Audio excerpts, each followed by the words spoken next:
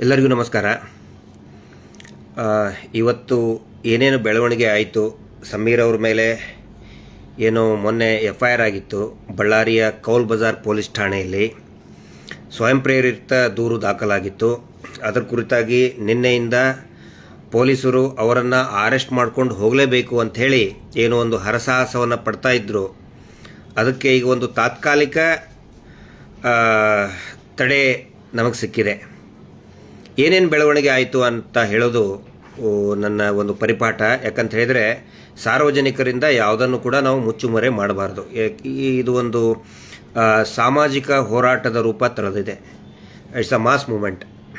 ಹೀಗಾಗಿ ಪ್ರತಿಯೊಂದು ಘಟ್ಟದಲ್ಲಿ ಏನೇನಾಯಿತು ಅನ್ನೋದನ್ನು ಒಂದು ದಾಖಲೀಕರಣ ಮಾಡೋದು ನಮ್ಮ ಕೆಲಸ. ಹೀಗಾಗಿ ಇವತ್ತು ಬೆಳಗ್ಗೆಯಿಂದ ಏನೇನು ಆಯಿತು ಅಂತ ಹೇಳಿದರೆ, ಬಳ್ಳಾರಿಯಂತ್ರ ಏನು ನಿನ್ನೆ ಪೊಲೀಸ್ ಅಧಿಕಾರಿಗಳು ನೋಟಿಸನ್ನು ಕೊಟ್ಟು ಹೋಗಿದ್ದರು, ಅವರು ಬಳ್ಳಾರಿಗೆ ಹೋಗಿರಲಿಲ್ಲ, ಇಲ್ಲೇ ಬೆಂಗಳೂರಲ್ಲೇ ಇದ್ದರು. ಏನಾದರೂ ಮಾಡಿ ಕರ್ಕೊಂಡು ಹೋಗಲೇಬೇಕು ಅಂತ ಹೇಳಿದರು. ಆ ಥರ ಒಂದು ಪಣ ಇತ್ತು. ಇಲ್ಲಿ ನಾನು ಪೊಲೀಸರಿಗೆ, ಪೊಲೀಸ್ ಸಿಬ್ಬಂದಿಗಳಿಗೆ ಟೀಕೆ ಮಾಡ್ತಾ ಇಲ್ಲ. ಆದರೆ ಅವ್ರ ಮೇಲಿರುವಂತಹ ಯಾರ್ಯಾರು ಪ್ರಭಾವಿ ರಾಜಕಾರಣಿಗಳು, ಆ ಪ್ರಭಾವಿ ರಾಜಕಾರಣಿಗಳನ್ನು ಸಾಕ್ತಾ ಇರುವಂತಹ ನಕಲಿ ದೇವಮಾನವ, ಅವರಿಗೆ ನಾನು ಇದನ್ನ ಹೇಳ್ತಾ ಇದ್ದೀನಿ. ಇವತ್ತು ಬೆಳಗ್ಗೆಯಿಂದ ಸಮೀರ್ ಅವ್ರನ್ನ ನಾವು ಎಲ್ಲೂ ಕೂಡ ಏನು ಎಕ್ಸ್ಪೋಸ್ ಆಗೋಕ್ಕೆ ಬಿಟ್ಟಿರಲಿಲ್ಲ. ಒಂದು ಜಾಗದಿಂದ ಇನ್ನೊಂದು ಜಾಗಕ್ಕೆ ಶಿಫ್ಟ್ ಮಾಡ್ತಾನೆ ಹೋದ್ವಿ. ಬೆಳಗ್ಗೆ ಹತ್ತತ್ರ ಒಂದು 11 ಗಂಟೆಗೆ ಒಂದು ಅದಕ್ಕೆ ಸಂಬಂಧಪಟ್ಟಂತಹ ಒಂದು ಪೆಟಿಷನ್ ಹೈಕೋರ್ಟ್ ಹಾಲ್ ನಂಬರ್ 21ನಲ್ಲಿ ಅಡ್ವೊಕೇಟ್, ಹಿರಿಯ ನ್ಯಾಯವಾದಿ ಅಡ್ವೊಕೇಟ್ KV ಧನಂಜಯ್ ಅವರ ಕಚೇರಿಯಿಂದ ಅವರ ಸಿಬ್ಬಂದಿಗಳು, ನಮ್ಮ ಯಂಗ್ ಟರ್ಕ್ಸ್ ಅಂತ ಹೇಳ್ಬೋದು, ನಿನ್ನೆ ಇಡೀ ರಾತ್ರಿ ಯಾರೂ ಕೂಡ ಮಲಗದೆ ಏನೇನೋ ಒಂದು ಡ್ರಾಫ್ಟ್ ಮಾಡಿ 11 ಗಂಟೆಗೆ ಆ ನೋಟಿಸಿಗೆ ಮತ್ತು FIRಗೆ ತಡೆ ಆಜ್ಞೆ ನೀಡುವಂಥ ಅದೇನೊಂದು ಪೆಟಿಷನನ್ನು ರೆಡಿ ಮಾಡಿದರು.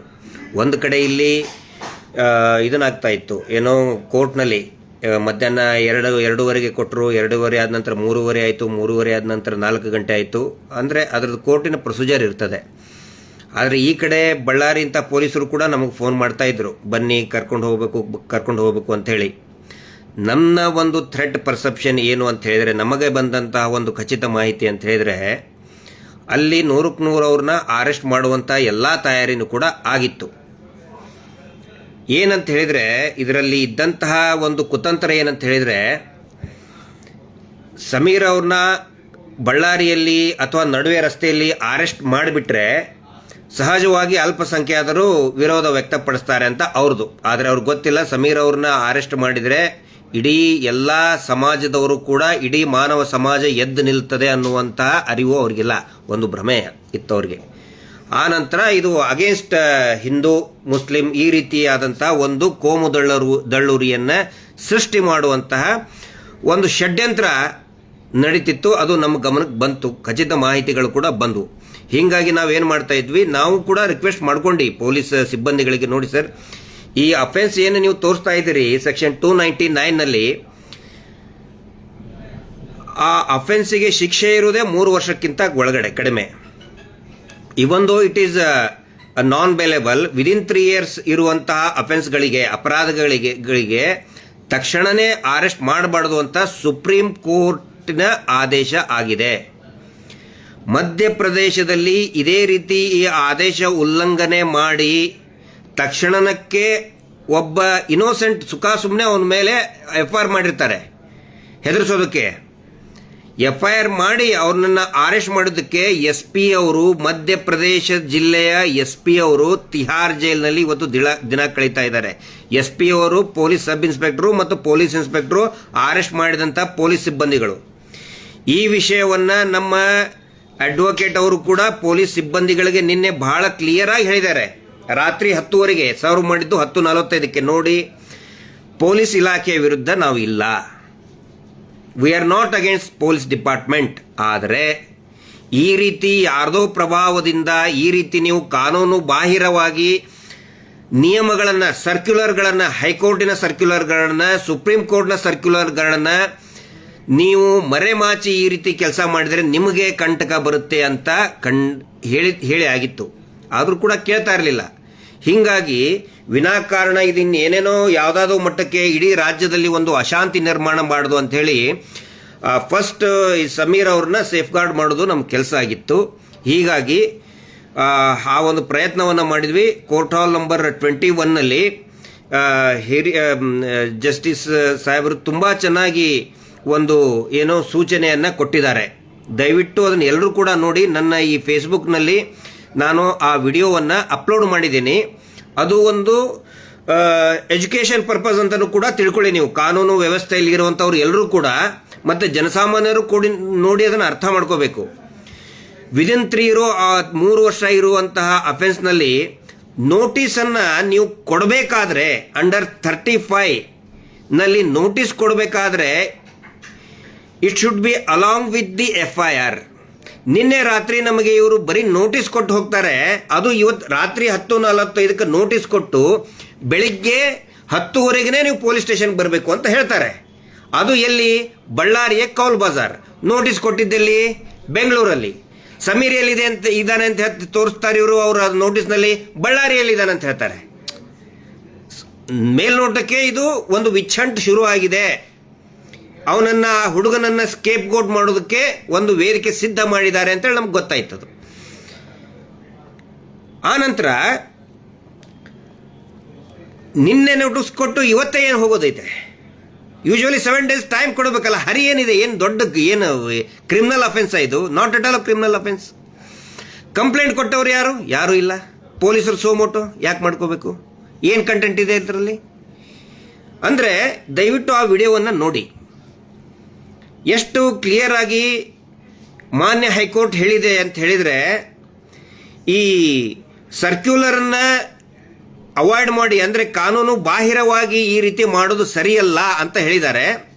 ಆನಂತರ ವ್ಯಕ್ತಿ ಎಷ್ಟೇ ಇನ್ಫ್ಲೂಯೆನ್ಸ್ ಇದ್ರೆ, ಆ ವ್ಯಕ್ತಿ ಇನ್ಫ್ಲೂಯೆನ್ಸ್ ಇದ್ದಾನೆ, ಅವನ ವಿರುದ್ಧ ಯಾರೋ ಮಾತಾಡಿದ್ದಾರೆ ಅಂತ ಹೇಳಿದ ತಕ್ಷಣ ಯಾಕಾರೆ ಏನಾಗೋದು ಅರೆಸ್ಟ್ ಮಾಡೋದು? ಹರಿ ಯಾಕಷ್ಟೊಂದು ಅವಸರವಾಗಿ ಅರೆಸ್ಟ್ ಮಾಡ್ತೀರಾ? ನಿಜವಾಗ್ಲೂ ಕೂಡ ಪ್ರತಿಯೊಬ್ಬ ಜನಸಾಮಾನ್ಯರು ಕೂಡ ಚಪ್ಪಾಳೆ ತಟ್ಟಬೇಕು. ಜಡ್ಜ್ ಸಾಹೇಬರು, ನಾಗಪ್ರಸನ್ನ ಸಾಹೇಬರು ಹೇಳಿದಂತಹ ಮಾತುಗಳಿಗೆ ನಿಜವಾಗ್ಲೂ ಕೂಡ ಜನಸಾಮಾನ್ಯರಿಗೆ ಧೈರ್ಯ ಬರುವುದೇ ಆವಾಗ. ತುಂಬಾ ಇನ್ಫ್ಲೂಯೆನ್ಸ್ ಇದ್ದಾನೆ ಅಂದ ತಕ್ಷಣ ಅರೆಸ್ಟ್ ಮಾಡಿಬಿಡುದಾ ಅಂತ ಕೇಳ್ತಾರೆ. ದಯವಿಟ್ಟು ಕೇಳಿ, ನಾನು ಹೇಳೋದಲ್ಲ, ಪ್ಲೀಸ್ ವಿಡಿಯೋ ಕೇಳಿ. ಇದನ್ನ ವಿಡಿಯೋನ ಯಾಕೆ ಹೇಳ್ತಾ ಇದ್ದೀನಿ ಅಂದರೆ, ಒಂದು ಎಜುಕೇಷನ್ ಗೊತ್ತಾಗಲಿ ಎಲ್ಲರಿಗೂ ಕೂಡ ಗೊತ್ತಾಗಲಿ.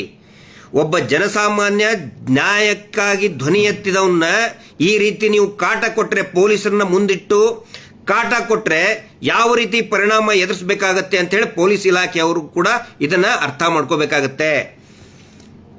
ಸುಮ್ಮನೆ ಪ್ರಭಾವಿಗಳು ಹೇಳಿದ್ರು, ನಾನು ಈ ಸಿಬ್ಬಂದಿಗಳಿಗಲ್ಲ, ನಾಳೆ ಬೆಲೆ ತೆರುವುದೇ ಪೊಲೀಸ್ ಸಿಬ್ಬಂದಿಗಳು, ಗೊತ್ತಿರಲಿ. ಮಧ್ಯಪ್ರದೇಶದಲ್ಲಿ ಸ್ವತಃ ಜಿಲ್ಲಾ SP ಅವರೇ ಒಬ್ಬ ಸೀನಿಯರ್ IPS ಆಫೀಸರ್ ಜೈಲಲ್ಲಿ, ತಿಹಾರ್ ಜೈಲಿನಲ್ಲಿದ್ದಾರೆ. ಅವರಿಗೆ ಇನ್ಫ್ಲೂಯೆನ್ಸ್ ಮಾಡಿದಂತಹ ಯಾವುದೋ ರಾಜಕಾರಣಿ ಪ್ರಭಾವಿ ಜೈಲಿನಲ್ಲಿ ಇಲ್ಲ. ಸಡನ್ ಆಗಿ ಹೋಗಿ 10-15 ಜನ ಹೋಗಿ ಅರೆಸ್ಟ್ ಮಾಡ್ಕೊಂಡು ಹೋಗಕ್ಕೆ ಸಾಧ್ಯನೇ ಇಲ್ಲ. It is not at all possible. ಅದು ಒಬ್ಬ ಇನ್ನೋಸೆಂಟ್. ಒಂದು ವೇಳೆ ಏನಾದರೂ ನಿನ್ನೆ ನಡೆದಂತಹ ಮಾತುಕತೆಯಲ್ಲಿ ಕೂಡ ನಾನು ಹೇಳಿದೆ, ಒಂದು ವೇಳೆ ಇದು ಕ್ರಿಮಿನಲ್ ಏನಾದರೂ ಅಫೆನ್ಸ್ ಆಗಿದ್ರೆ, ಅಥವಾ ಈ ವ್ಯಕ್ತಿ ಯಾರೋ ನಮ್ಮ ಸಮೀರ್ ಏನೋ ಫ್ರಾಡ್ ಕೇಸ್ನಲ್ಲಿ, ಕ್ರಿಮಿನಲ್ ಕೇಸಲ್ಲಿದ್ದರೆ ನಾವು ಖಂಡಿತ ಬರ್ತಾ ಇರಲಿಲ್ಲಪ್ಪ. ಬಟ್ ಒಂದು ನ್ಯಾಯದ ಸಲುವಾಗಿ ಧ್ವನಿ ಎತ್ತಿದ್ದಾನೆ ಅಂತ ಹೇಳಿದ ಮೇಲೆ ಖಂಡಿತ ನಮ್ಮ ಜವಾಬ್ದಾರಿ ಇದೆ. ನಿಮ್ಮ ಜವಾಬ್ದಾರಿನೂ ಕೂಡ ಅದು. ಅಂದರೆ ಪೊಲೀಸರಿಗೆ ನಾವು ವಿನಂತಿ ಮಾಡಿಕೊಂಡಿದ್ದು, ತಮ್ಮ ಜವಾಬ್ದಾರಿನೂ ಆಗುತ್ತೆ ಸರ್, ಈ ಥರ ಆಗಿದ್ದು ಅಂತ ಹೇಳಿದ್ದಕ್ಕೆ ಅವರು ಕೂಡ ಯಾವುದೋ ಒಂದು ಒತ್ತಡದಲ್ಲಿದ್ದು, ಯಾವುದೋ ಒಂದು ಪ್ರಭಾವದಲ್ಲಿದ್ದರು. ಆದರೆ ಕೊನೆಗೆ ಆಲ್ಮೋಸ್ಟ್ ಒಂದು 4:45ಗೆ ಒಂದು ಸೂಚನೆ ಬಂತು. ಯಾವ ಕಾರಣಕ್ಕೂ ಕೂಡ ಸಮೀರ್ ಅವ್ರನ್ನ ಅರೆಸ್ಟ್ ಮಾಡೋದು ದೂರ ಹೋಯಿತು. ಅದು ಬಹಳ ದೂರ ಹೋಯಿತು ಅರೆಸ್ಟ್ ಮಾಡೋದು. ನೋಟಿಸ್ ಕೊಟ್ಟಿದ್ದೇ, ಈ ರೀತಿ ನೋಟಿಸ್ ಕೊಟ್ಟಿದ್ದೇ ತಪ್ಪು ಅಂತ ಹೇಳಿದ್ದಾರೆ. ಅಷ್ಟೇ ಅಲ್ಲ, ಪೊಲೀಸರಿಗೆ ಟ್ಯೂಷನ್ ತಗೋಬೇಕು ಅಂತ ಹೇಳಿದ್ದಾರೆ. ಅವರಿಗೆ ಕಾನೂನಿನ ಬಗ್ಗೆ ಜ್ಞಾನ ಇಲ್ಲ, ದಯವಿಟ್ಟು ಅವರಿಗೆ ಪೊಲೀಸ್ನವ್ರಿಗೆ ಟ್ಯೂಷನ್ ತಗೊಳ್ಳಿ ಅಂತ ಹೇಳಿದ್ದಾರೆ. ಅಪಮಾನ ಯಾರು ಮಾಡ್ತಾ ಇದ್ದಾರೆ? ಶ್ರೀ ಕ್ಷೇತ್ರ ಧರ್ಮಸ್ಥಳಕ್ಕೆ ಯಾರು ಮಾಡಿದ್ರು?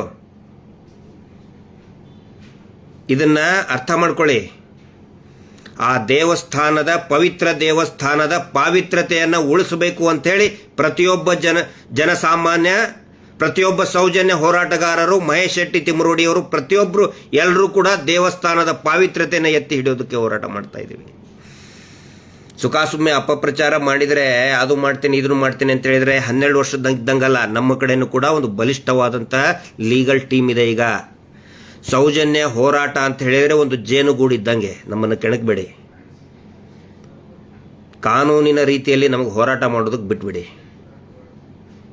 ಖಂಡಿತ ಜಯ ಸಿಕ್ಕೇ ಸಿಗುತ್ತೆ ಅನ್ನೋ ಒಂದು ಮಾತು ಹೇಳ್ತಾ, ದಯವಿಟ್ಟು ಆ ಏನೊಂದು ಕೋರ್ಟ್ನಲ್ಲಿ ನಡೆದಂತಹ ಕಲಾಪಗಳು ಏನಿದೆ, ವಾದ ವಿವಾದ ಏನಿದೆ, ಅದನ್ನೆಲ್ಲರೂ ಕೂಡ ಒಂದು ಎಜುಕೇಷನ್ ಪರ್ಪಸ್ ಆಗಿನೇ ನೋಡಿ.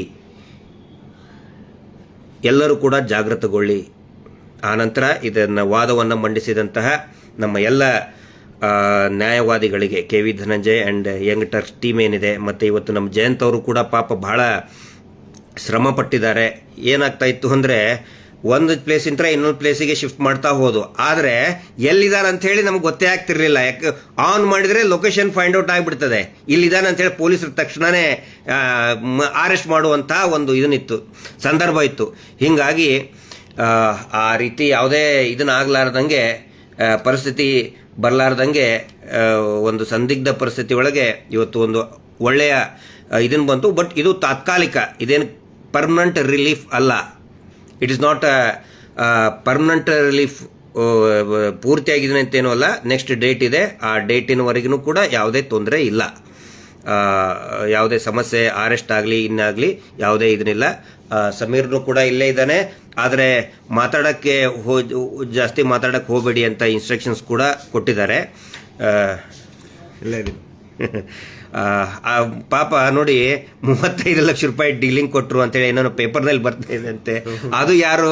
ಆ ಸೌಜನ್ಯ ಮನೆಯವರು. ಪಾಪ ನಿಜವಾಗ್ಲೂ ಕೂಡ ಅತ್ಯಂತ ಬಹಳ ಕಷ್ಟಕರವಾದಂಥ ಜೀವನವನ್ನು ಎದುರಿಸ್ತಾ ಇದ್ದಾರೆ ಸೌಜನ್ಯ ಅವ್ರ ತಾಯಿಯವರು.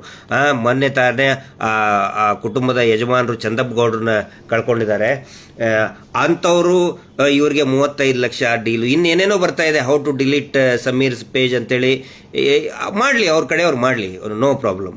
ಅವ್ರ ಕಡೆಯವ್ರು ಏನೇನು ಮಾಡ್ತಾರೋ, ಈ ಜೊಲ್ಲು ಸುರಿಸೋಂಥವ್ರಿಗೆ ಮಾಡುವಂಥ ಜೊಳ್ಳು ಆರೋಪಗಳಿಗೆ ಯಾರೂ ತಲೆ ಕೆಡಿಸ್ಕೊಳ್ಬೇಕಾಗಿಲ್ಲ. ನಾವಂತೂ ತಲೆ ಕೆಡಿಸ್ಕೊಂಡಿಲ್ಲ. ಅವೆಲ್ಲವೂ ಕೂಡ ಸತ್ಯದ ಜ್ವಾಲೆಯ ಮುಂದೆ, ಹೋರಾಟದ ಜ್ವಾಲೆಯ ಮುಂದೆ ಸುಟ್ಟು ಹೋಗ್ತವೆ. ಆನಂತರ ಎಲ್ಲ ನಮ್ಮ ಯೂಟ್ಯೂಬ್ ಸ್ನೇಹಿತರಿಗೆ ನಾನು ಕ್ಷಮೆಯನ್ನು ಕೇಳ್ತಾ ಇದ್ದೀನಿ. ನಮ್ಮ ಎಲ್ಲ ಒಂದು ಟೀಮ್ ಪರವಾಗೂ ಕ್ಷಮೆ ಕೇಳ್ತಾ ಇದ್ದೀವಿ. ತುಂಬ ಜನ ತಾವು ಕಾಲ್ ಮಾಡ್ತಾ ಇದ್ದೀರಿ, ಮತ್ತು ಅನೇಕ ಜನ ಅಂದರೆ ಆತಂಕಕ್ಕೊಳಗೊಂಡು, ಅಂದರೆ ಕಾಳಜಿ ಇದ್ದಂಥವರು ಫೋನ್ ಮಾಡ್ತಾ ಇದ್ದೀರಿ. ಫೋನ್ ರಿಸೀವ್ ಮಾಡೋಕ್ಕೆ ಆಗಿಲ್ಲ ನನಗೆ. ನಾಳೆಯಿಂದ ನಾನು ಖಂಡಿತ ಅವೈಲೇಬಲ್ ಇರ್ತೀನಿ. ಈ ಒಂದು ಪರಿಸ್ಥಿತಿ ಇರೋದ್ರಿಂದ ನಾನು ಯಾರ್ದು ಕಾಲ್ ಅಟೆಂಡ್ ಮಾಡೋಕ್ಕಾಗಿಲ್ಲ. ಇದನ್ನು ಬೇರೆ ಏನೋ ಅರ್ಥ ಮಾಡ್ಕೊಳಕ್ಕೆ ಹೋಗಬೇಡಿ. ನಾಳೆ ಬೆಳಗ್ಗೆ ಅಂತ ನಾನು ಎಲ್ಲರ ಜೊತೆಗೂ ಕೂಡ ಮಾತಾಡ್ತೇನೆ.